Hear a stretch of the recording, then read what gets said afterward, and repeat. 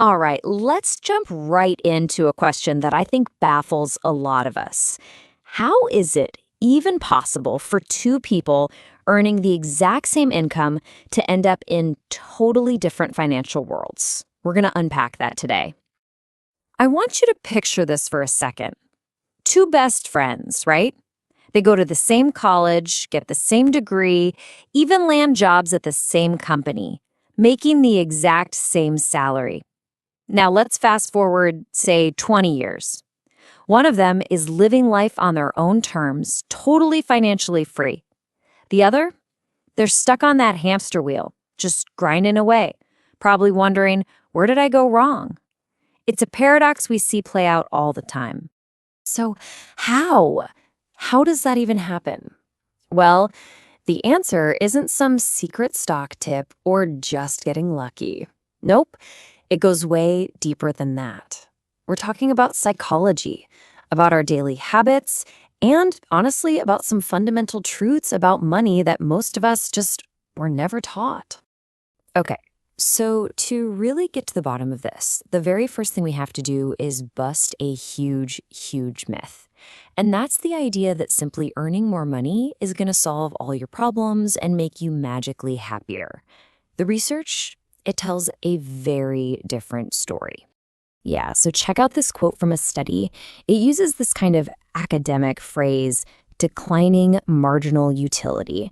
But what does that actually mean? Well, in plain English, it just means that an extra $100 means a ton to someone who's struggling to pay rent. But for a millionaire, it's just another $100. That happiness boost you get from a raise, it gets smaller and smaller the more you make. So it turns out researchers actually split happiness into two different buckets.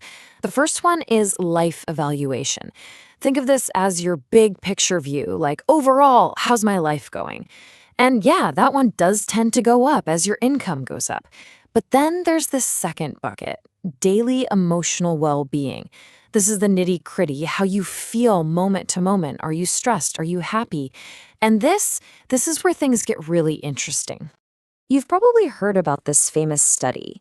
It actually found a specific number, a plateau, for that day-to-day happiness.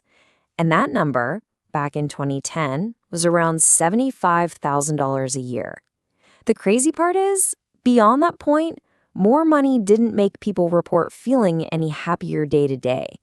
Sure, their life valuation might have gone up, but their daily mood, it kind of flatlined.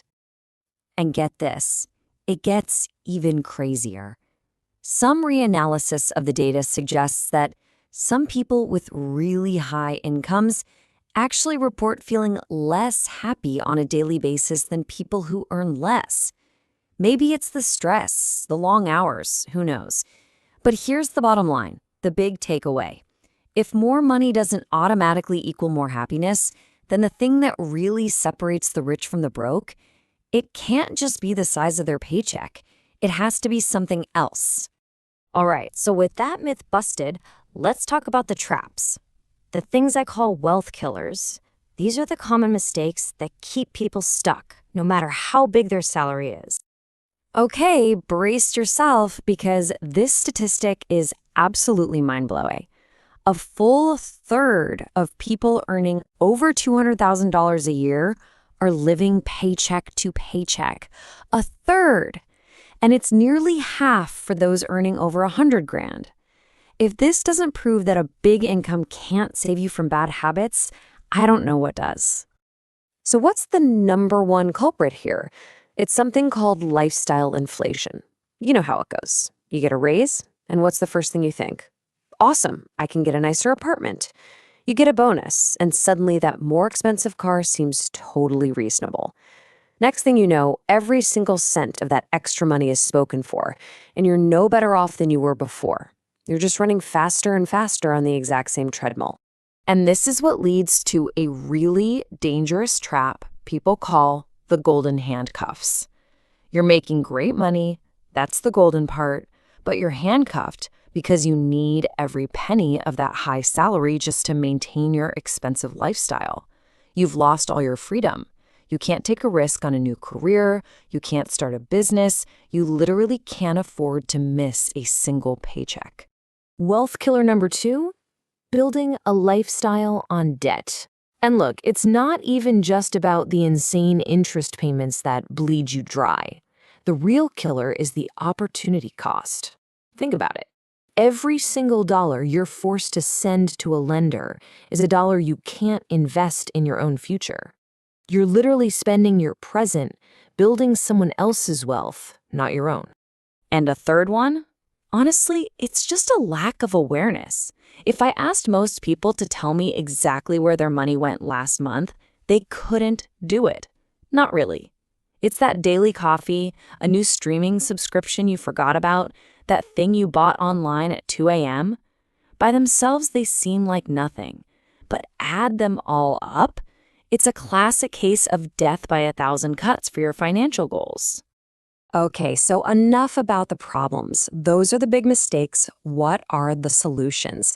Let's totally flip the script here and look at the 3 core habits that actually build real, lasting wealth, even, and this is key, on a totally average income. First things first, you have to understand the absolutely insane power of time. Let me tell you a quick story, a tale of 2 investors we'll call Sarah and Jessica. So Sarah starts investing at age 25, just $3,000 a year, but she only does it for 10 years, and then she stops completely. Her friend Jessica waits until she's 35 to start, but she's more aggressive. She puts in $6,000 a year, and she does it for 30 years straight. So who do you think comes out on top? Okay, now look at the raw numbers. Sarah, our early starter, only put in a total of $30,000. Jessica, who started later but invested more, put in a whopping $180,000. That is 6 times more money. So logically, Jessica should be way, way ahead, right? It just makes sense. Nope, wrong. Sarah ends up with more money. A lot more. How was that possible? It's because her money had a 10-year head start to grow on itself. That right there is the magic of compound growth. It proves without a doubt that when you start is often way more important than how much you start with. Okay, habit number 2 is all about a simple but powerful mindset shift. You have to pay yourself first. See, here's what most people do. They get their paycheck, they pay all their bills, they spend on whatever they want, and then maybe they try to save what's left over. The wealthy, they flip that script completely. The second their paycheck hits their account, a set percentage is automatically swept into their savings and investments. They treat their future as the most important bill they have to pay, the first one, not the last one. And the third habit is a game changer. It's a relentless focus on one thing, acquiring assets, not liabilities. And the definition could not be simpler. An asset puts money into your pocket. A liability takes money out of your pocket. That's it.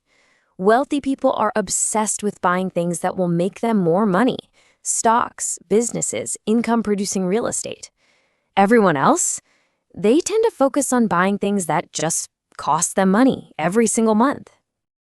Okay, so these habits are incredibly powerful, but we have to hit the pause button for a second and add a serious dose of reality. It's absolutely crucial to acknowledge that we don't all start this race from the same starting line. The truth is there are massive systemic factors that create a really uneven playing field. We're talking about things like the quality of education you have access to, your health care, the neighborhood you grew up in, even things like tax policy and how easy it is for you to get a loan. All of this stuff can have a huge impact on your financial life before your own personal habits even enter the picture. So, where does that leave us? How do we square these 2 big ideas? The power of our individual habits and the reality of the system we live in? Well, it all comes down to a simple but I think really powerful equation. Here it is, the real wealth equation. It's not just about earning more. It's not just about your habits. It's about your habits plus the system you operate in. That combination is what determines your outcome. You can't always change the system, but you can master the habits you control to navigate that system as effectively as possible. So I want to leave you with one final question to think about. Knowing what you now know about your own habits and the system you're in, are you playing offense with your money? Are you actively building your future, dodging those wealth killers, and putting those wealthy habits into practice? Or are you stuck playing defense, just trying to make it to the next paycheck? Because ultimately, the choice you make there, that's what's going to define your financial future.